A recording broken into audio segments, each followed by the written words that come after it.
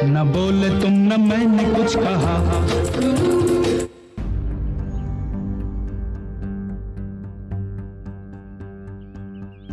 देखिए आंटी,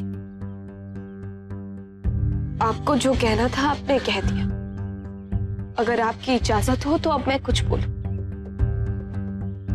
आप जो चाहती हैं मैं भी वही चाहती हूँ। कल मैंने मोहन से वही कहा।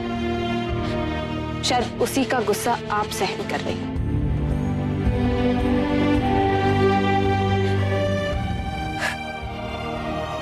मैं मोहन से प्यार नहीं करती।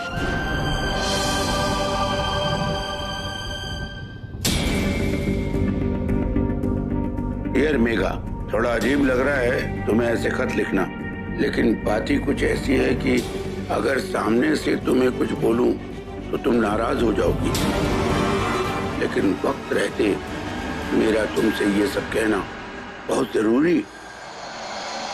मैं चाहता था कि कुछ भी करके मेघा ये चिट्ठी ना पढ़े, लेकिन यहाँ तो ये चिट्ठी खुले दरबार में पढ़ी जा रही, जैसे मेरा डेथ वारंट पढ़ के सुनाया जा रहा। पिछले कुछ दिनों में इतना कुछ हुआ है कि पता ही नहीं चला जिंदगी किस रास्ते निकल पड़ी थी।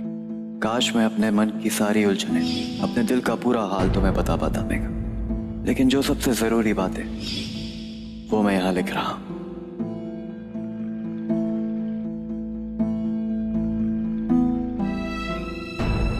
क्योंकि पता नहीं मुझे तुमसे ये सब कहने का मौका मिलेगा भी या नहीं। ये कुछ ऐसी बातें जो अगर मैं तुमसे खुद कहूंगा तो तुम बात पूरी नहीं होने दो, और मुझे अफसोस रहेगा कि मैं तुमसे कह नहीं पाया। लेकिन मैं ये बातें दिल में नहीं रखना चाहता। चिट्ठी में लिख के कम से कम ये सुकून तो रहेगा कि मैंने सब कुछ लिख दिया। लिखा हुआ रहेगा तो तुम कभी भूलोगी नहीं। और आज से कई साल बाद भी इसमें लिखी एक एक बात उतनी ही सच होगी जितनी कि आज है। मैं जानता हूं पिछले कुछ दिनों में तुम्हें यही लगा होगा कि मैं कुछ अजीब सा बिहेव करने लगा। काम ही कुछ ऐसा जोखिम भरा था कि मुझे तुमसे भी बातें छुपानी पड़ी। नहीं बता सका कि मैं क्या कर रहा, क्यों कर रहा।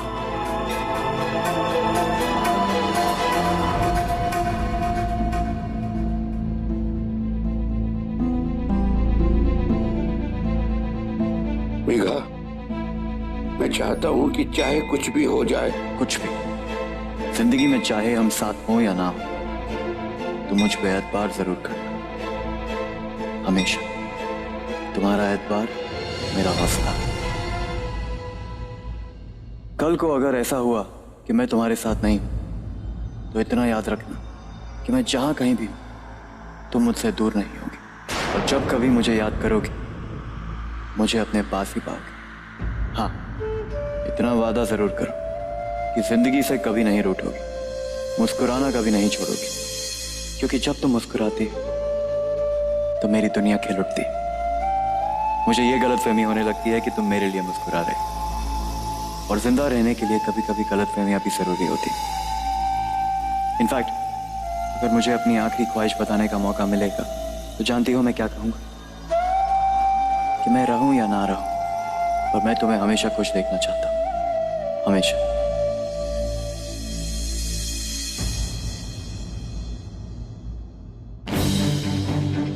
इसी तरह प्यार में मुस्कुराते हो, भले ही वो प्यार किसी के लिए भी हो, लेकिन इसी बहाने कहीं ना कहीं मेरी गलतफहमियां तो बनी रहे और तुम्हारी मुस्कुराहट से मैं कहीं ना कहीं जिंदा रह सकूं।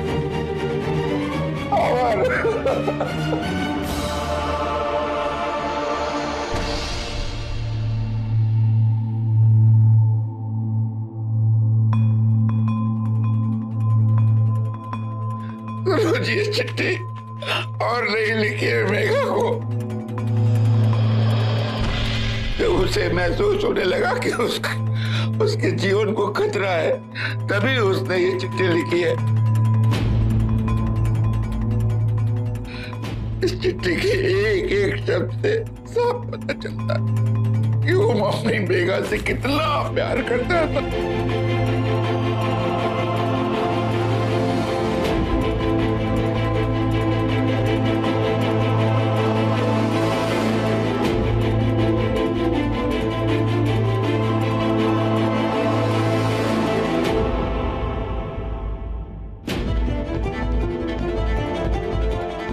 बात मैं अपनी गलतफहमी की कर रहा था, लेकिन उसमें गलतफहमी तो इनको हो गई।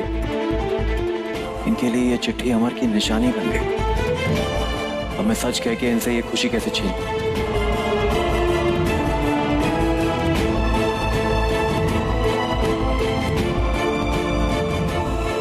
नहीं, मेरा चुप रहना ही ठीक है। यहाँ स्पाइडरमैन परेशान लग रहा है और पता नहीं हुआ स्पाइडरमैन की मम्मी मेरी मम्मी का क्या हाल कर रही होंगी। भगवान जी प्लीज इन दोनों की हेल्प करो।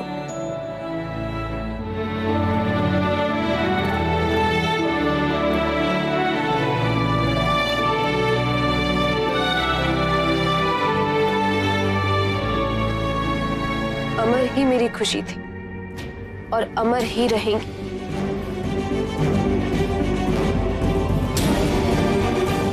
मेरी जिंदगी में अमर के सिवा किसी और का नाम जुड़ ही नहीं सकता। ईश्वर करे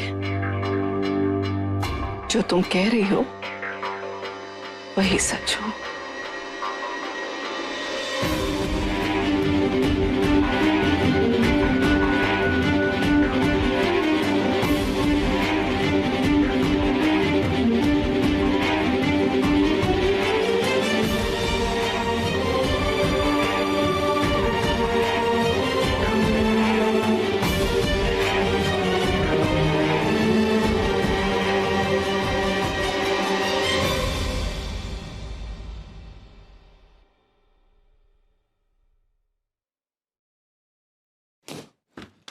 चिट्ठी मिली?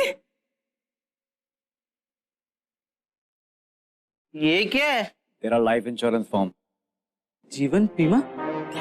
तुम मेरा जीवन बीमा निकलवाने गए थे हैं? अरे नहीं यार, तो चिट्ठी मिल गई उन्हें और अंकल जी ने पूरे खानदान के सामने सबको पढ़ के सुना दी।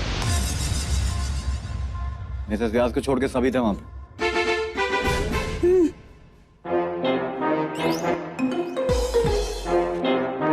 तो चिट्ठी पढ़ने के बाद भी तुम्हें सही सलामत निकलने दिया वहां से? चिट्ठी अमर की डायरी से मिली थी, उसमें मेरा नाम भी नहीं था। सबको लगता है कि चिट्ठी अमर ने लिखी थी।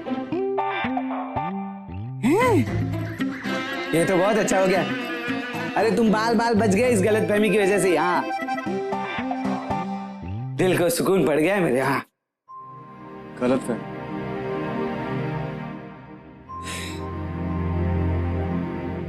मुझे खुश होना चाहिए, राइट? कम से कम ये गलतफहमी की वजह से मिसेस व्यास पे भी कोई सवाल नहीं उठेंगे, एटलीस्ट मुझे लेके।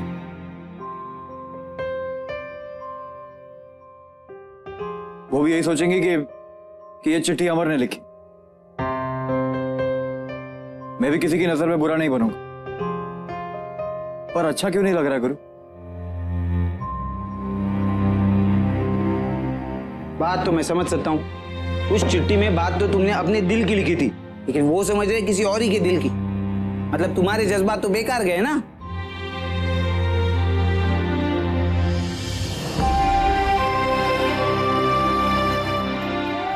नहीं यार,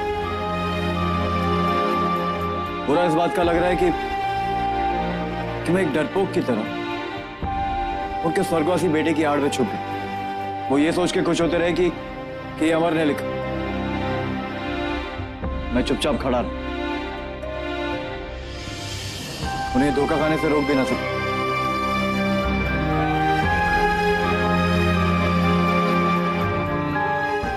हाँ भैया, पर तुम उनसे कहते तो भी क्या कहते?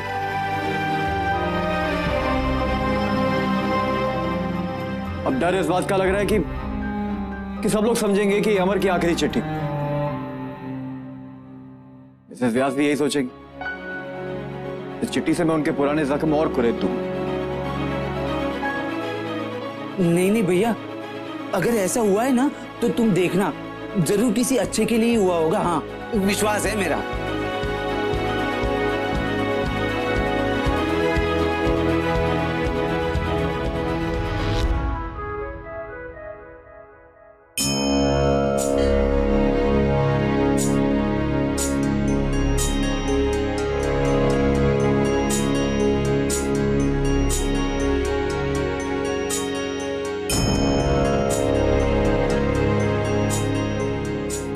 मैंने यही देखा कि हम जिंदगी में अगर किसी से मिलते हैं तो उसके पीछे कोई ना कोई वजह जरूर होती है। जैसे मोहन हमारे लिए फरिश्ता बन के आया, हमारी घर की प्रॉब्लम्स को सुलझाने के लिए। लेकिन हमारे घर की प्रॉब्लम सुलझाते सुलझाते मैंने उसके लिए कितनी मुश्किलें खड़ी कर दी। लेकिन मैंने तो उससे कुछ भी नहीं कहा, ना ही कुछ ऐसा किया जिससे उसे लगे मैं उसे खुश देखना चाहती हूँ। इसलिए मैं आपसे प्रार्थना कर रही हूँ कि मुझे कोई ऐसा रास्ता दिखाए ताकि मैं उससे दूर हो सकूं और उसे दुख ना हो। इस बार उसका दिल मत टूटने दीजिए। कुछ ऐसा कीजिएगा जिससे उसे खुद ब खुद यकीन आ जाए कि जो वो सोच रहा है वो सही नहीं।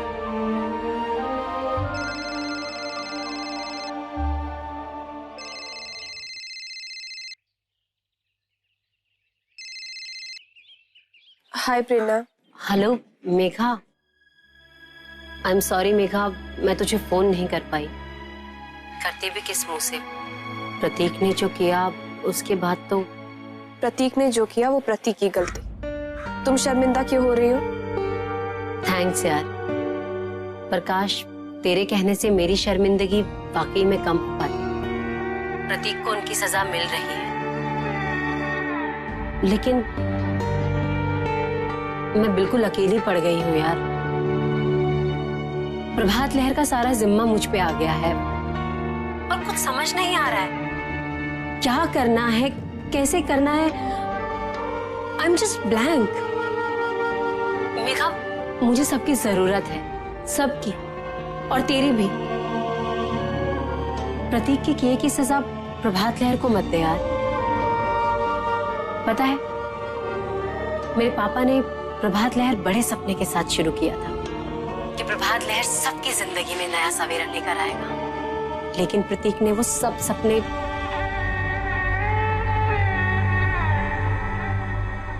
खैर। मेघा, क्या ऐसा नहीं हो सकता कि तू सब कुछ भूल जाए और प्रभात लहर वापस आ जाए? वापस? लेकिन वहां तो मोहन भी होगा, मेरे बगल वाली सीट पे। मैं कैसे जाऊं, कैसे सामना करूंगी उसका? मोनू! क्या बात है मम्मी जी, आज तो आप ऐसी खुश लग रही है जैसे मंदिर में स्वयं भगवान से मिलके आई है ना? अरे जब भगवान आपकी सारी चिंताएं दूर कर दें तो इसका तो यही मतलब है ना कि साक्षात दर्शन हुए। ये ले, किचन में रख।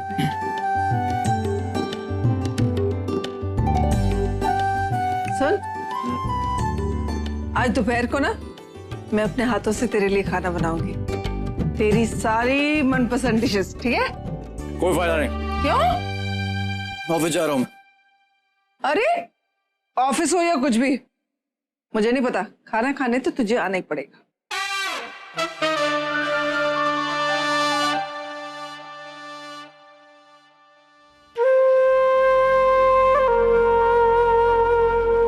कल के लिए सॉरी।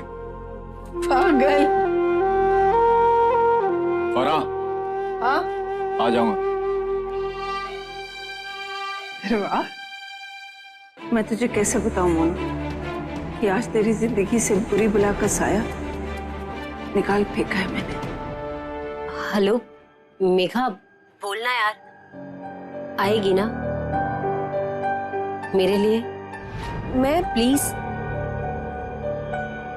हाँ, आऊंगी।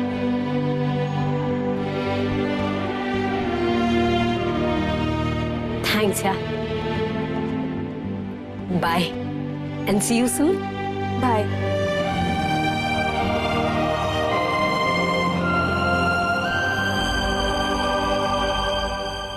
माँ। अरे, तो ऑफिस से इतनी जल्दी आ गया? हाँ पापा जी, आज माँ जो लौट के आई है। कैसे रहे दर्शन माँ? बहुत अच्छा। ये लो, वैष्णो देवी का प्रसाद। हाँ, जय माता दी।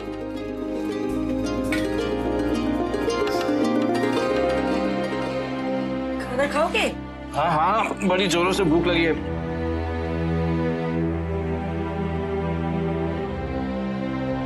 क्या हुआ पापा जी?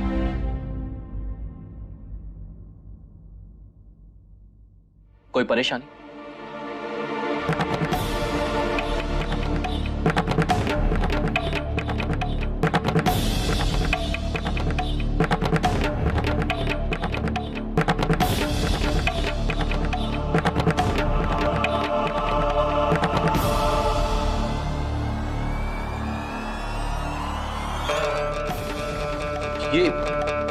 ये कैसे हो सकता है पापा जी?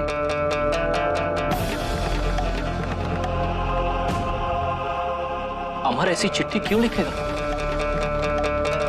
मेरी आखिरी ख्वाहिश? कि शायद उसे एहसास हो गया हो कि उसके साथ कुछ अनहोनी होने वाली है। शायद नहीं,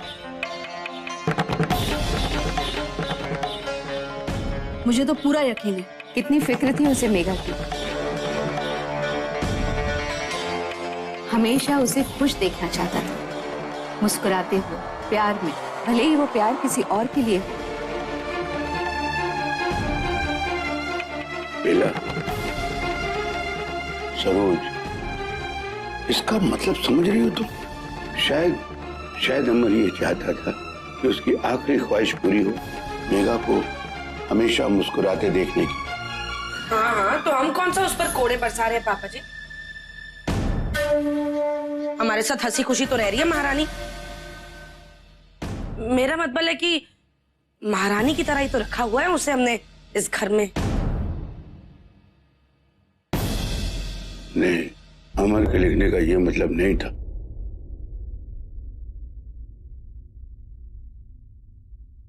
मैं कैसे कहूं? शायद मैं भैया की बात को समझ रही हूँ। मैं भी वही सोच रही हूँ भैया जो कि आप। अगर अमर को कुछ हो जाए तो मेघा को दूसरी शादी कर लेनी चाहिए।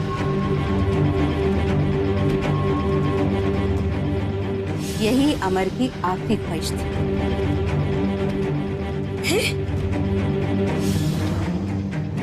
बिल्कुल।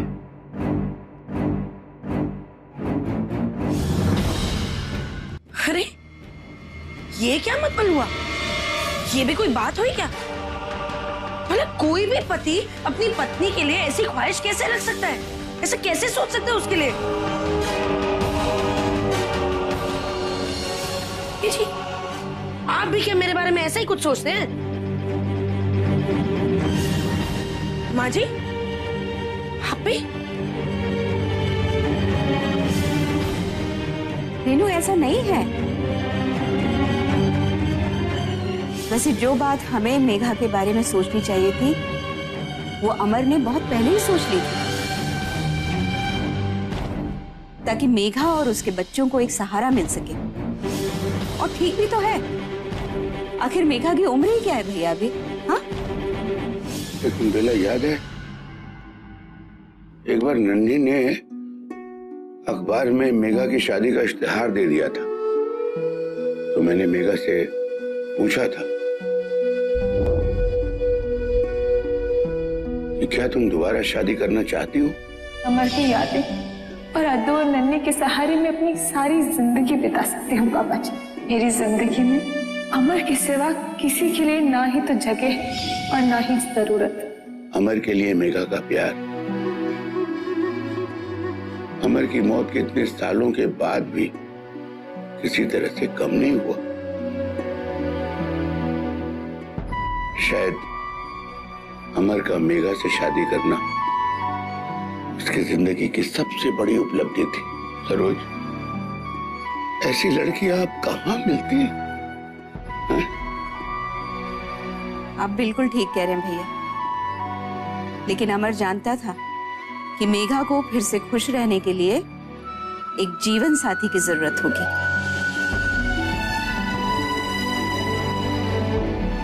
और इस खत से तो साफ है कि वो मेघा को दूसरी शादी करते हुए देखना चाहता था। आखिर कब तक बेचारी अपने अतीत में जीती रहेगी? उसकी उम्र ही क्या है भैया अभी? अब तो अमर पर लगा हुआ दाग भी मिट गया है। अब तो उसकी जिंदगी की नई शुरुआत होनी चाहिए। क्या कहते हैं भैया? संजय,